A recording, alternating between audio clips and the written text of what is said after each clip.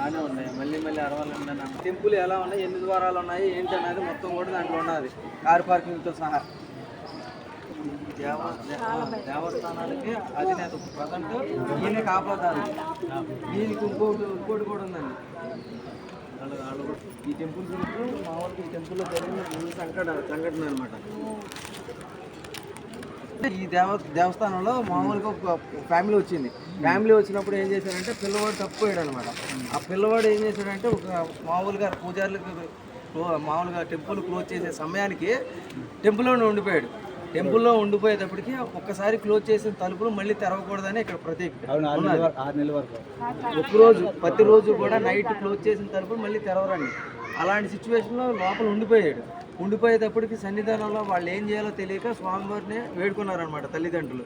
అదేవిధంగా పూజారులను అడిగితే తీయడానికి కుదరదమ్మా, ఇంకా రేపు పొద్దున్నే తీస్తాము, ఏమవుతో మీ పిల్లోడికి దేవుడే కాపాడతాడని అని అన్నారనమాట.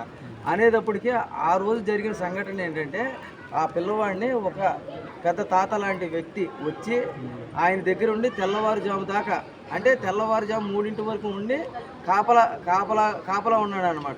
ఉండి తెల్లవారుజామున వేకుజాము ఎటు వెళ్ళిపోయాడు తెలియదండి.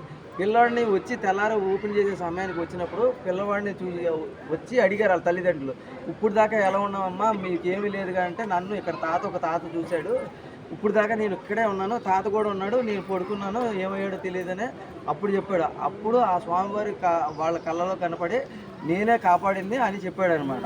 వాస్తవానికి జరిగింది ఈ అధినేతే ఆ పిల్లవాడిని ఈ అధినేతే మన పిల్లవాడిని కాపాడినట్టు ఆ చరిత్ర చెప్పింది ఏంటంటే ఆ పిల్లవాడిని కాపాడిందే ఈ కాలభైరవ స్వామివారి.